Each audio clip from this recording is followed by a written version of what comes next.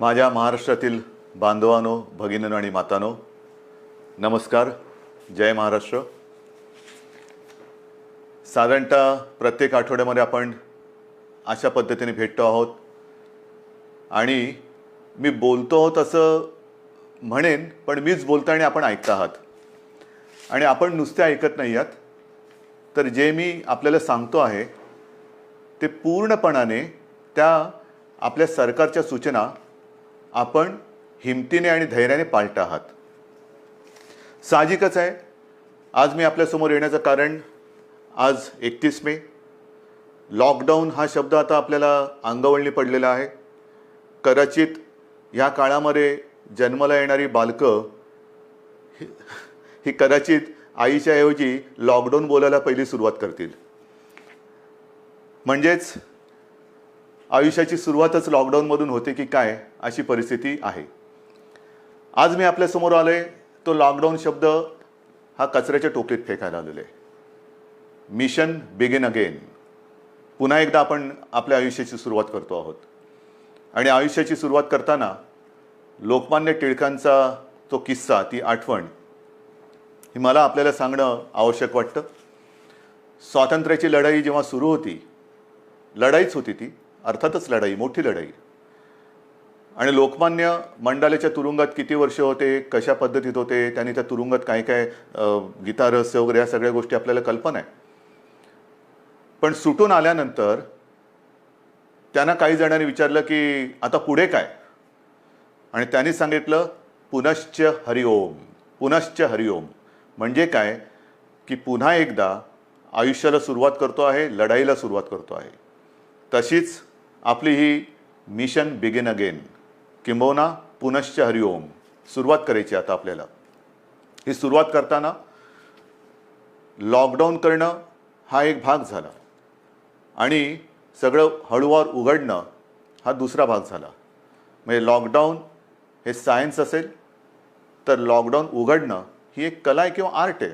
कसं काय उघडतोय आपण? पावसाळा तोंडावरती आहे. पावसाळा तोंडावरती आहे म्हटल्यानंतर पाऊस येऊन जातो, पडून जातो, अनेक ठिकाणी शेवाळ साचतं आणि शेवाळ समोर दिसल्यानंतर आपण आपलं पाऊल हे फार काळजीपूर्वक टाकतो.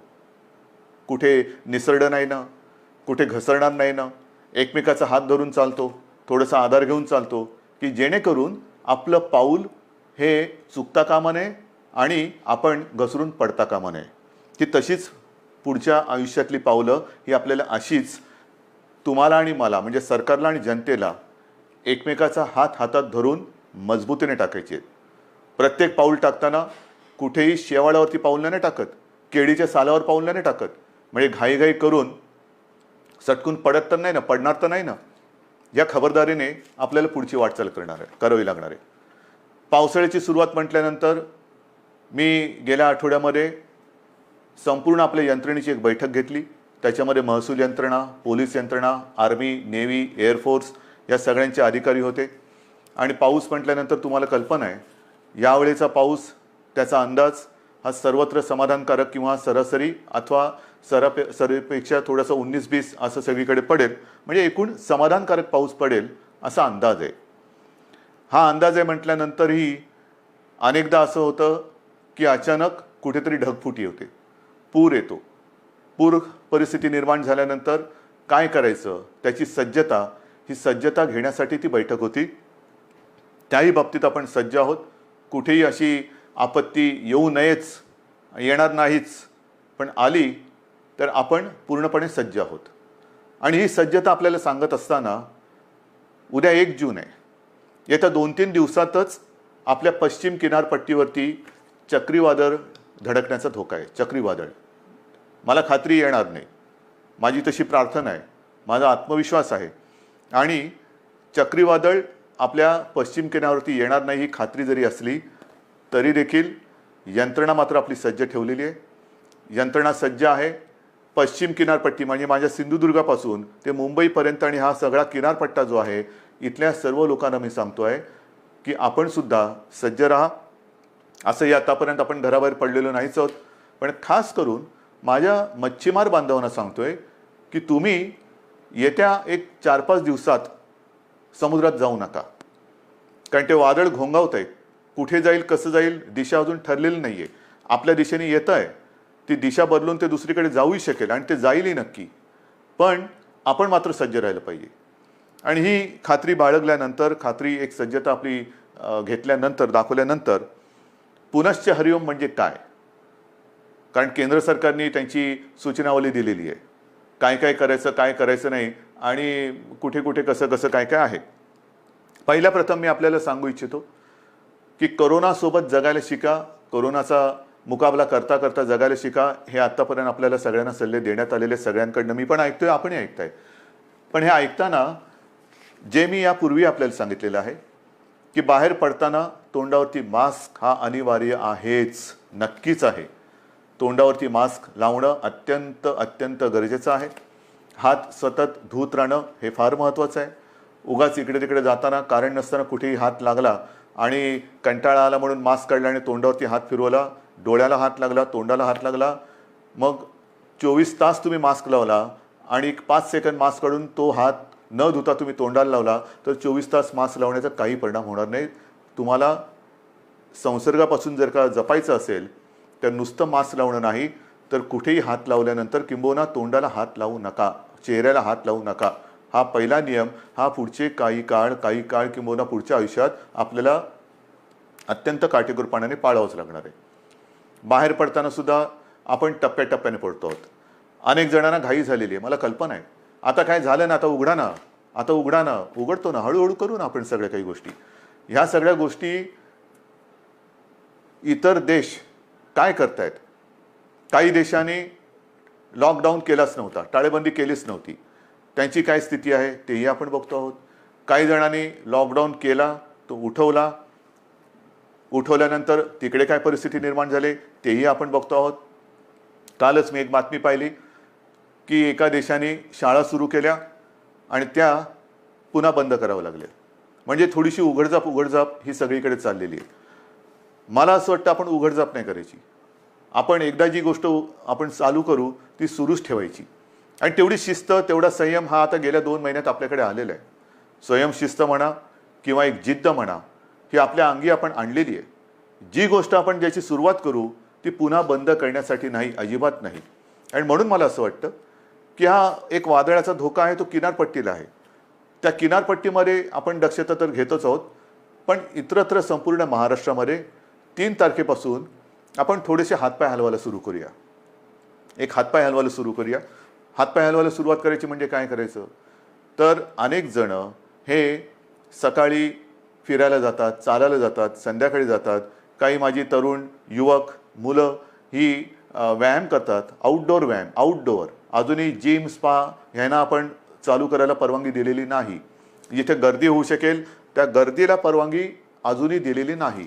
कोणत्याही सभा समारंभ आणि एकत्रित येण्याला परवानगी नाही. आणि म्हणून मी आपल्याला सांगतोय की बाहेर फिरताना सुद्धा आपण अंतर ठेवून फिरायचं आहे. एकमेकापासून जेवढं अंतर ठेवू ते अंतरच आपल्याला ह्या कोरोनापासून अंतर ठेवायला मदत करणार आहे. त्याच्यामुळे बाहेर पडल्यानंतर अनेक दिवसानंतर आपले आप्तेष्ट भेटतील, मित्रमंडळी भेटलीच पाहिजेत. नाही भेटून चालणार कसं, भेटलीच पाहिजेत. पण भेटल्यानंतर एका अंतरावरून आपण त्याच्याशी हाय हॅलो करा, नमस्कार वगैरे करा. जास्त गप्पा टप्पामध्ये एकत्रित येऊन रंगून जाऊ नका, दंगून जाऊ नका, कारण अजूनही ती वेळ आलेली नाही. ही आता पहिल्यांदा आपण एक ट्रायल करतो आहोत, ट्रायल घेतो आहोत. 3 तारखेपासून याची सुरुवात करतो आहोत. 5 तारखेपासून आपण असा एक निर्णय घेतोय की आजपर्यंत सगळे व्यवहार आपले ठप्प होते, सगळी दुकानं आपली ही आपण बंद ठेवली होती. आता आपण काय करतोय, शहरं जी आहेत, लहान मोठी शहरं आहेत, तिकडे रस्त्याच्या दुतर्फा असलेली जी दुकानं आहेत, म्हणजे याही बाजूला दुकानं आहेत, याही बाजूला दुकानं आहेत, आपण 5 तारखेपासून सुरुवातीला एका बाजूची दुकानं उघडायची, मग ती एकदा झाल्यानंतर ह्या बाजूची, असं अल्टरनेट एक करत अंदाज घेणार की कशा पद्धतीने आपण सुद्धा ही सवय अंगी बांधवून कसं काम करत आहात. गर्दी अजिबात करायची नाही, कारण यापूर्वी सुद्धा आपण थोडे प्रयोग केले. ही जी झुंबड उडाली, नाईलाजाने आपल्याला ते बंद करावं लागलं. यापुढे ह्या गोष्टी होता कामा नयेत. ह्या गोष्टी टाळूनच आपण जे सुरू करू ते सतत आणि कायमचं सुरूच ठेवू. एक वेगळा आदर्श महाराष्ट्रापासून देशाने आणि जगाला घेतला पाहिजे की बघा महाराष्ट्र किती शिस्तबद्ध आहे. किती शिस्तबद्ध आहे. याने एकदा सुरू केलं, कदाचित इतरत्र ते बंद झालं असेल, पण महाराष्ट्राने नाही बंद होऊ दिलं. एवढा विश्वास माझा तुमच्यावरती आहे. तर एक 5 तारखेपासून दुकानं आपण चालू करू आणि नंतर पुढचा जो रविवार आहे आपलं सोमवार आहे तो 8 तारीख आहे. या 8 तारखेपासून आपण आपले कार्यालय सुरू करतो आहोत. कार्यालय सुरू करतो.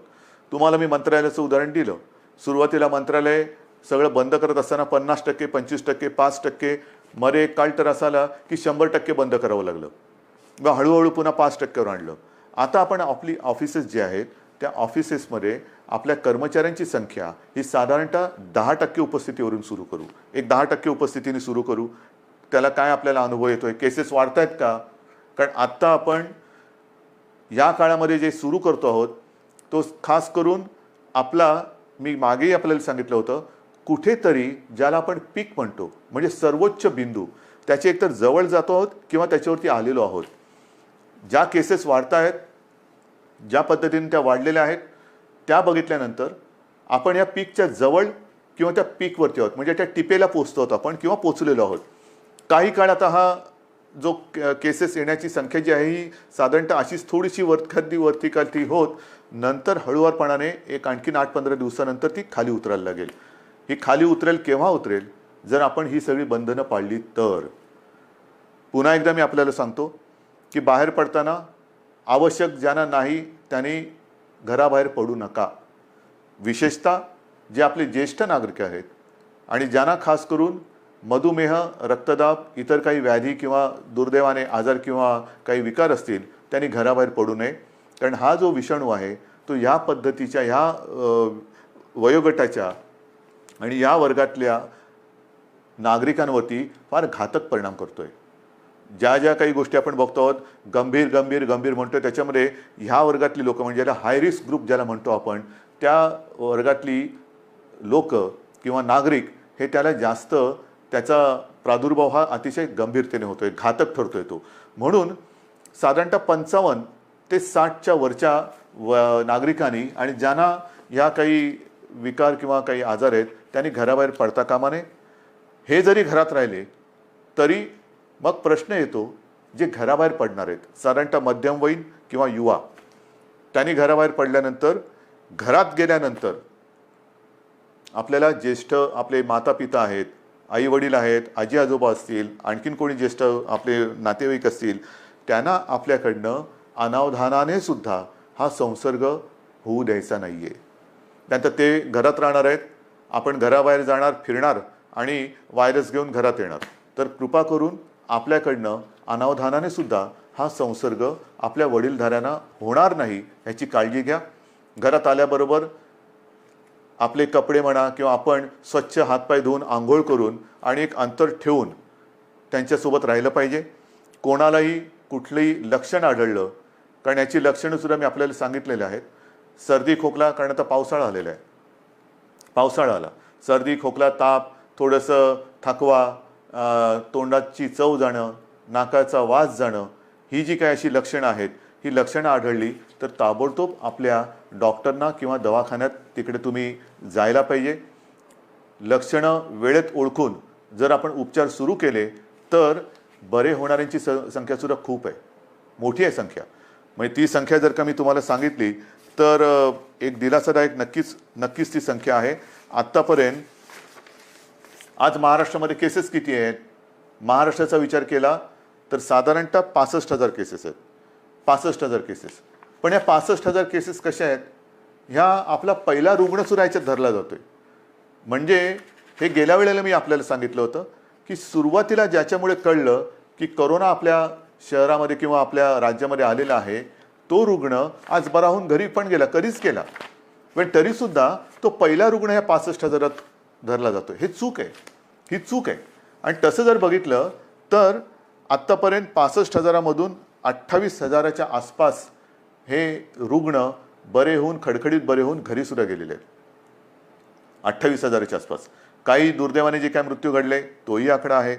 पण ह्या आता जे आपल्याकडे रुग्ण ज्यांना म्हणतो म्हणजे ॲक्टिव्ह केसेस जे पॉझिटिव्ह आहेत त्याच्यामध्ये आजचा आकडा आहे साधारणतः 34,000 आहे. या 34,000मध्ये साधारणतः 24,000 रुग्ण हे असे आहेत की त्यांना कोणतीही लक्षणं नाही, त्यांना कोणत्याही औषधोपचाराची आज गरज नाही, ते आपल्या क्वारंटाईनमध्ये आहेत, काही पॉझिटिव्ह असल्यामुळे आयसोलेशनमध्ये आहेत. पण या 24,000मध्ये सुद्धा साधारणतः मध्यम ते थोडी तीव्र अशा लक्षणाचे आपल्याकडे साधारणतः 9,500 आहेत. म्हणजे महाराष्ट्राची परिस्थिती हाताबाहेर गेली, मुंबईमध्ये सगळी वातात लागलेली आहे, लष्कराला बोलवा, राष्ट्रपती राजवट लावा. त्यांना म्हणे हे आकडे बघा, हे आकडे बघा ना, हे आकडे बोलके आहेत. हे का आपण करू शकलो? 9,500 यांना साधारणतः मध्यम ते तीव्र लक्षणं आहेत आणि त्याच्यापैकी साधारणतः 1200 जण मात्र हे थोडे गंभीर आहेत. त्याच्यापैकी 200 जण हे व्हेंटिलेटरवरती आहेत. म्हणजे 65,000 जो आकडा आपण ऐकतो आहोत आणि बापरे महाराष्ट्रामध्ये काय चाललंय, मुंबईमध्ये काय चाललंय, काय सरकार काय काम करते की नाही आहे, तर 65,000 आकड्यामध्ये 28,000 घरी गेलेले आहेत आणि अतिगंभीर जर म्हटले तर 200 रुग्ण हे व्हेंटिलेटरवरती आहेत. आता व्हेंटिलेटरवरती सुद्धा जे आहेत यापैकी सुद्धा काही जण हे म्हणजे आत्ताचे नाहीत, आत्तापर्यंतच्या 65,000 मी बोलतोय, यापैकी काही जण व्हेंटिलेटरवरनं सुद्धा व्यवस्थित बरे होऊन घरी गेलेले आहेत. ही वस्तुस्थिती आहे.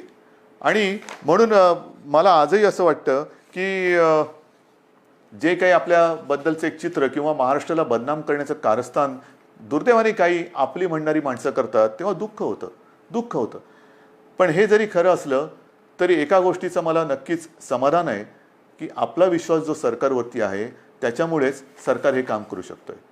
आता जसं मी तुम्हाला दुकानांचं सांगितलं, मैदानाचं सांगितलं, ऑफिसेस सांगितलं, तसंच पुढच्या रविवारपासून आपण वृत्तपत्रसुद्धा घरपोच द्यायला परवानगी देतो आहोत. कारण आपली वृत्तपत्र वाचण्याची सवयच गेली. वृत्तपत्र वाचण्याची सवय गेली कारण सकाळ होते तीच आपली पेपर आणि चहापासून. तर पुढच्या रविवारपासून वृत्तपत्रांसुद्धा घरपोच पोचवण्याची आपण परवानगी देत आहे.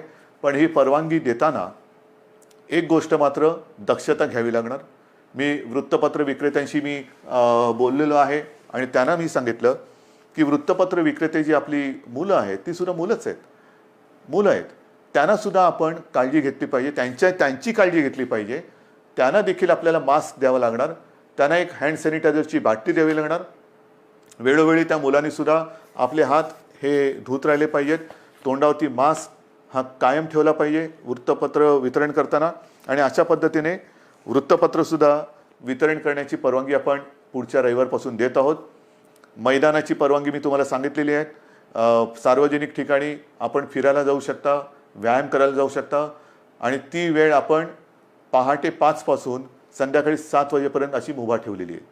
पहाटे 5 म्हणजे ज्यांना आपण मॉर्निंग वॉक जो म्हणतो, ज्यांची सवय आहे लवकर उठून फिरायला जायचं, आपण पुन्हा एकदा सकाळी 5 वाजल्यापासून पहाटे 5 वाजल्यापासून संध्याकाळी 7 वाजेपर्यंत या सगळ्या सार्वजनिक स्थळांचा म्हणजे मैदानं असतील, सी फेस आहे आपला, इतर ग्रामीण भागातल्या काही गोष्टी असतील, तलाव आहेत, कुठेही इकडे या पहाटे 5 ते संध्याकाळी 7 वाजेपर्यंत आपण निश्चित निसर्गाच्या सान्निध्यात जाऊ शकता, फिरू शकता, मैदानी व्यायाम करू शकता.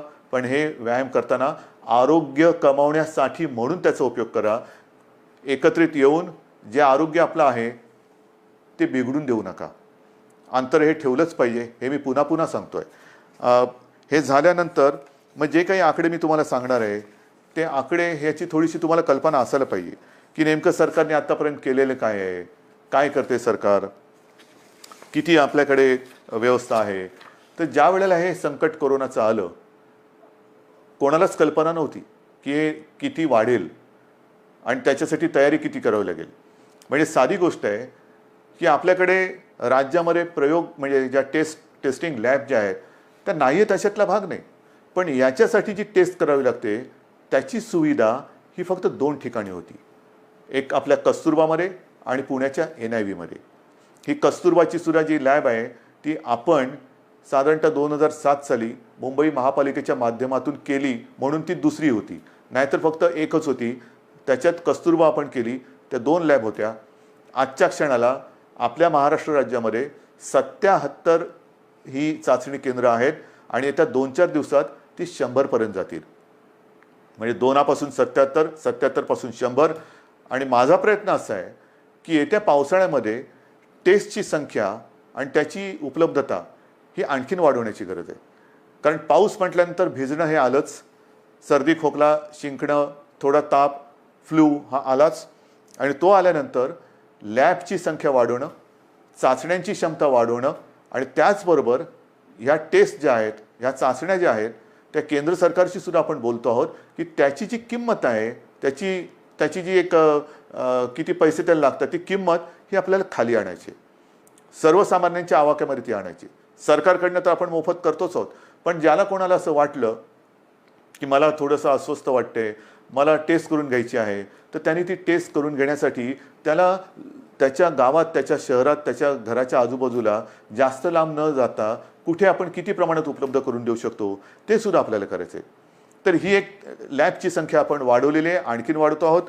मग अनेकदा अशी तक्रार येते की रुग्णाला बेडच मिळत नाही आहे. दुर्दैवाने थोड्याफार प्रमाणात ही तक्रार खरी आहे आणि ती तक्रार एक सुद्धा असता कामा नये ह्याच्याकडे सरकारचं लक्ष आहे.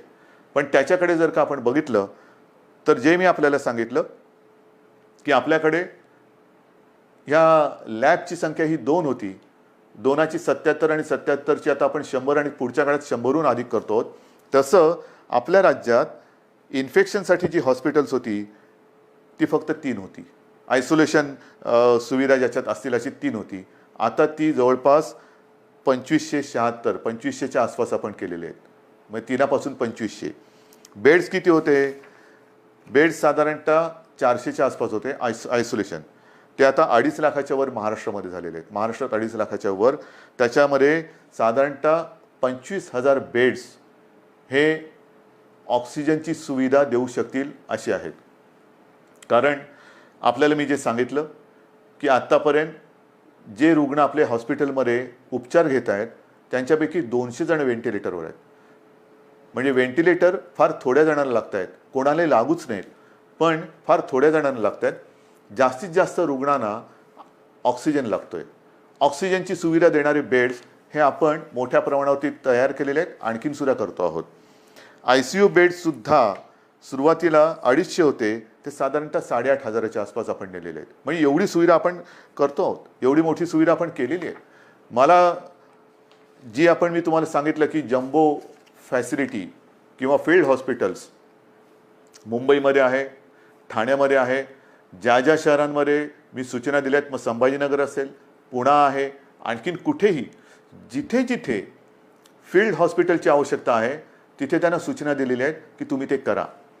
म्हणजे एकेका ठिकाणी आपण 1,000, 2,000च्या बेडची सुविधा करतोय. गोरेगावला तर साधारणतः 3,000 बेडची सुविधा करतोय. इतर देशांनी, इतर राज्यांनी अशी सुविधा किती जणांनी उपलब्ध केली असेल, किती जणांनी संख्या वाढवली असेल, हे आता सगळीकडे स्पष्ट झालेलं असेलच. पण महाराष्ट्राने मात्र गेले 2 महिने उपचाराकडे लक्ष दिलेलं आहे, सुविधांकडे लक्ष दिलेलं आहे. आपण आपला टास्क फोर्स निर्माण केलेला आहे आणि हा टास्क फोर्स अक्षरशः अहोरात्र मेहनत करून, अविश्रांत मेहनत करून साधारणतः गाईडलाईन देतोय. आपलं मोठं जे आव्हान आहे की एकतर हा संसर्ग रोखणं, त्याची तीव्रता कमी करणं आणि मृत्यूदर हा कमीत कमी किंवा 0वरती आणणं. मृत्यूदर हा अजूनही मला खाली आणायचा आहे. आणि तो खाली केव्हा येईल? कारण आजही काही ठिकाणी असं लक्षात येते की जो कोणी रुग्ण आहे तो अगदी शेवटच्या टप्प्यामध्ये हॉस्पिटलमध्ये दाखल होतोय, अगदी शेवटच्या टप्प्यात.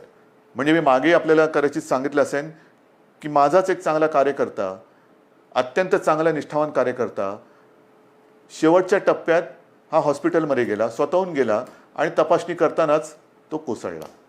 काहीच करू शकले नाही डॉक्टर. म्हणजे त्याची कदाचित चाचणी पण करता आली नसेल. हे अंगावरती दुखणं काढू नका. अंगावरती दुखणं काढल्यानंतर मग मात्र त्याला उपचार नाही आहेत. अनेक जण जे वाचून घरी गेलेले आहेत ते वेळेमध्ये आपल्याकडे आलेले आहेत. अगदी दुर्दैवाने काही व्हेंटिलेटरवरती जाऊन सुद्धा सुदैवाने खडखडीत बरे होऊन घरी गेलेले आहेत. वेळेत आले तर उपचार होतात. मी मागे मागे सारखं मागे बोलतो, कारण या काही दिवसात एवढ्या जणांशी मी बोलतोय की नेमकं तुमच्याशी बोललो का इतराशी कोणाशी बोललो हे लक्षात येत नाही. तर त्यावेळेला मी सांगितलं होतं की जर का मृत्यूदर खाली आणायचा असेल, आणि तो येतोय, नक्कीच येतोय, आलेला आहे, तर डॉक्टर आपल्याकडे सज्ज आहेत. पण डॉक्टरना 2 गोष्टी वेळेत मिळाल्या पाहिजेत. एक म्हणजे औषधं, ती औषधं आपण त्यांना देतो, आणि सगळ्यात महत्त्वाचा भाग म्हणजे पेशंटसुद्धा वेळेमध्ये जर का डॉक्टरांच्या हातात आला तर डॉक्टर, तुम्हाला कल्पना नाही, अक्षरशः एखाद्या योद्ध्याला साजेल असा पराक्रम करतायत. कोणत्याही टोकाला जाऊन त्याला वाचवण्याची शर्थ करतायत, आणि त्याला मी तर म्हणेन यशसुद्धा येते. आता ही आरोग्यविषयक तुम्हाला माहिती दिल्यानंतर साधारणतः एक महत्त्वाचा मुद्दा होता, तो म्हणजे इतर राज्यातले मजूर. या मजुरांना सुद्धा आपण आत्तापर्यंत 12-1 लाख, किंबहुना त्याच्याहून जास्त असेल, माझ्याकडे आकडा आहे माझ्याकडे, 12-1 लाखापेक्षा नाही, हे बघा, सुमारे 16 लाख मजुरांना रेल्वे आणि बसेसने आपण इतर राज्यात सोडलेली. सुमारे 16 लाख लोकांना रेल्वेतनं आणि बसेसमधून आपण परराज्यात सोडलेलं आहे. साधारणतः 800 ट्रेन्स, 11 लाखाच्या वरती. मी आज पियुष गोयलला धन्यवाद देतोय, कारण गेल्या वेळेला बोलले तर थोडंसं त्यांना राग आला होता. पण पियुषजी, आज मी तुम्हाला धन्यवाद देतोय, मुद्दामून धन्यवाद देतोय, कारण आपण त्यावेळेला ते मनावर घेतलं आणि खरंच तुम्ही ट्रेन्स उपलब्ध करून दिल्या. त्याच्यामुळे साधारणतः 11 लाखाच्या वरती, 11.5 लाखाच्या आसपास मजुरांना आपण त्यांच्या गावात, त्यांच्या राज्यात जाऊ दिले. एस टीने आपल्याला साधारणतः 42,000पेक्षा 42,500 एस टी बसेसद्वारे आपण 5.25 लाख मजुरांना राज्याच्या सीमेपर्यंत सोडलेले आहे. आणि याच्यावरती आपण आत्तापर्यंत मुख्यमंत्री सहायता निधीतून जवळपास 85 ते 90 कोटी रुपये खर्च केलेले आहेत. 85 ते 90 कोटी रुपये. साधारणतः 22पेक्षा जास्त फ्लाईट्सद्वारे 3,000पेक्षा जास्त नागरिक आपण महाराष्ट्रात आणलेले आहेत. 7 जूनपर्यंत आणखीन काही फ्लाईट्स येत आहेत. तर अशी ही सुरुवात होते. शिवभोजन थाळीसुद्धा ही आजपर्यंत आपण 838 केंद्र राज्यात कार्यरत केलेली आहेत. 1 ते 30 मे, फक्त 1 ते 30 मे या काळात या शिवभोजन थाळीच्या योजनेतून आपण 32,77,778 शिवभोजन थाळ्याच्या माध्यमातून एवढ्या लोकांना, म्हणजे 32 लाखाच्या आसपास लोकांना आपण भोजन देण्याची व्यवस्था केलेली आहे. मुख्यमंत्री सहायता निधीत आतापर्यंत 352 कोटी रुपये आपण संपूर्ण आले. त्याच्यापैकी 111 कोटीपेक्षा जास्त हे कोविडसाठी आपण खर्च केलेला आहे. या सगळ्या गोष्टी चालू आहेत. उद्योगधंदे सुरू होत आहेत. 7.5 लाखापेक्षा जास्त मजूर हे कामावरती आलेले आहेत. उद्योगाने तर आपण परवानगी दिलेली आहे. आणखीनही उद्योग आपण सुरू करतो आहोत.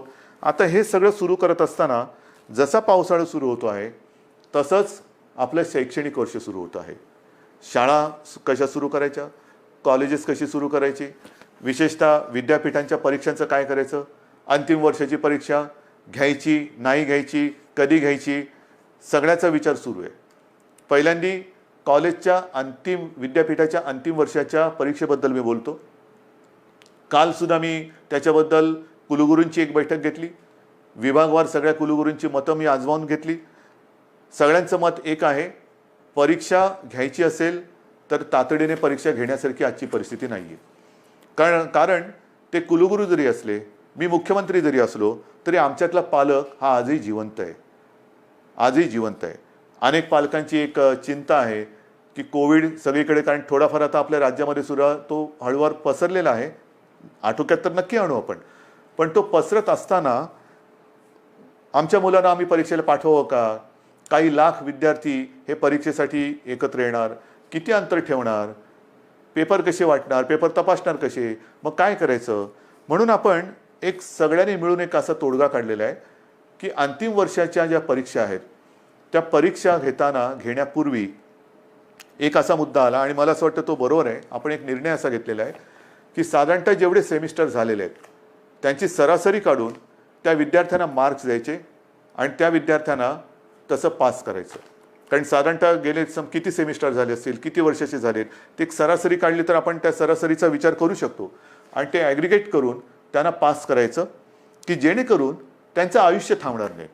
परीक्षा कधी घेणार? जूनमध्ये घेऊ शकतोय? नाही. जुलैमध्ये घेता येईल? सांगता येत नाही. ऑगस्टमध्ये येईल? कल्पना नाही. मग कधी घेणार आपण परीक्षा? मग तोपर्यंत विद्यार्थ्यांनी करायचं काय? नुसतं ताटकळून राहायचं, लोंबकळत राहायचं? अजिबात नाही. शिक्षणाचा खेळखंडोबा हा होऊ द्यायचा नाही. ज्या मुलांनी अंतिम परीक्षेपर्यंत आपला अभ्यासक्रम पूर्ण केलेला आहे, केवळ आत्ता परीक्षा घेऊ शकत नाही म्हणून त्या कॉलेजच्या उंबरठ्यावरती त्यांनी जर का त्यांना अडून ठेवलं तर तो उंबरठा पार करून ते आपल्या जगामध्ये प्रवेश कधी करणार? ते पाऊल कधी टाकणार? म्हणून आपण असं ठरवलेलं आहे की या विद्यार्थ्यांना जेवढे सेमिस्टर झालेत त्याची सरासरी करून मार्क्स देऊन पास करायचं.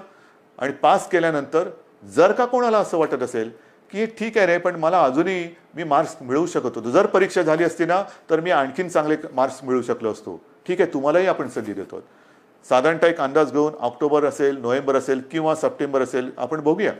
पण ज्यांना जर का वाटत असेल की मी परीक्षा पण मला द्यायची होती कारण मी अधिक मार्क कमवू शकत होतो, तर आपण त्यावेळेला परीक्षा घेऊन ज्यांना परीक्षेला बसून अधिक मार्क्स मिळवण्याची जर का त्यांची इच्छा असेल तर त्यांच्यासाठी सुद्धा परीक्षा घेण्याची आपण एक तयारी ठेवतो आहोत.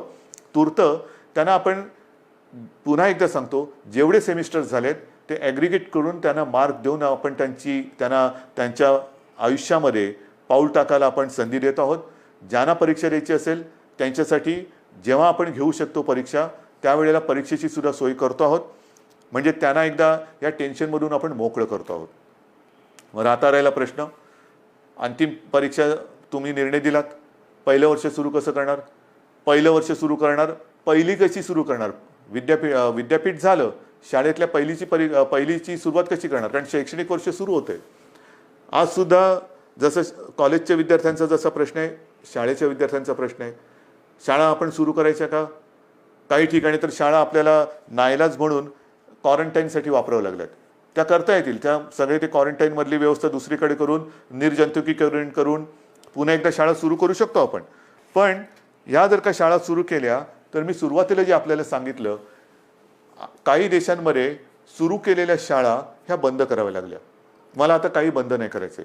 आणि त्याच्यासाठी जसं मी आता लॉकडाऊन शब्द बाजूला ठेवून मिशन बिगिन अगेन किंवा पुनश्च हरिओम म्हणतो आहे, तसं शाळा कधी सुरू होणार पेक्षा शिक्षण कसं सुरू करायचं. शाळा हे एक माध्यम आहे. शाळेत सगळे विद्यार्थी येतात, शिक्षक त्यांच्या समोर असतात. आज देखील ग्रामीण भागामध्ये आपल्याला ऑनलाईन शिक्षण याची सुविधा आपण देऊ शकत नाही आहोत. मग काही जणांनी आजच दुपारी मी मोठ्या शिक्षण तज्ज्ञांची एक बैठक घेतली. अनेक जणांनी हे सगळे पर्याय सांगितले की आमच्याकडे शाळा सुरू करू शकतो कारण ग्रामीण भागामध्ये आम्ही हे करू शकतो. काही जणांनी सांगितलं शाळेमध्ये सुद्धा एक दिवसाआड शाळा सुरू करायची का? काही जणांनी सांगितलं आम्ही ऑनलाईन शिक्षण तर आधी सुरू केलेलंच आहे. मी त्यांना असंच म्हटलं की शाळा सुरू करण्यापेक्षा शिक्षण सुरू करायचं आहे. जर आपल्याला ग्रीन झोनमध्ये किंवा जिथे प्रादुर्भाव नसेल, अत्यंत सुरक्षित सगळं अंतर वगैरे ठेवून ग्रामीण भागात शाळा सुरू करू शकत असू, तिकडे पूर्ण खबरदारी घेऊन आपण शाळा सुरू करू शकतो का? ही शक्यता मला काही दिवसात सांगा. शहरांमध्ये ऑनलाईन शिक्षण हे कसं सुरू करायचं त्याच्यावरती आपण विचार सुरू केलेला आहे. ऑनलाईनमध्ये मग काही मोबाईल कंपन्यांशी आपण बोलू की काही डेटा तुम्ही कसा देऊ शकता आम्हाला, TV द्वारे कसं आपण देऊ शकतो, रेडिओच्या माध्यमातून कसं करू शकतो, ई लर्निंग म्हणजे SD कार्ड देऊन आपण कसं सुरू करू शकतो, लॅपटॉप किंवा टॅब, ज्यांच्याकडे लॅपटॉप आहेत त्यांच्याकडे टॅब आहेत, ज्यांच्याकडे काही फोन आहेत त्याच्यात SD कार्ड टाकून ई लर्निंगद्वारे सुरू करू शकतो का? आठवड्यातून शाळेमध्ये किती दिवस येऊ शकतो? शाळेचं निर्जंतुकीकरण वगैरे ती जबाबदारी सरकारची, त्याच्यात तुम्ही काळजी करू नका. स्वच्छता राखणे ही जबाबदारी सरकारची. पण खरंच शहरांमध्ये आपण शाळा सुरू करू शकतो का? आणि सुरू करू शकत नसू तर ऑनलाईन पद्धतीने शिक्षण आपल्याला सुरू करायला पाहिजे. थोडक्यामध्ये जिथे जिथे ऑनलाईनने आपण सुरू करू शकतो तिथे ऑनलाईनने शिक्षण सुरू करू. जिथे आपण शाळा सुरू करू शकत असू तिकडे शाळेतनं शिक्षण सुरू करू. जिथे आपल्याला वाटत असेल की समजा आपल्याला SD कार्ड देऊन आणखीन काय करून शिक्षण सुरू करायचं असेल तर तेही करू शकतोय. येत्या काही दिवसात त्याच्यावरती आपण ठोस निर्णय घेऊ. शिक्षण सुरू झालंच पाहिजे. पण मला असं वाटतं की कोरोनाने आपल्याला नक्कीच काही काही गोष्टी शिकवलेल्या आहेत.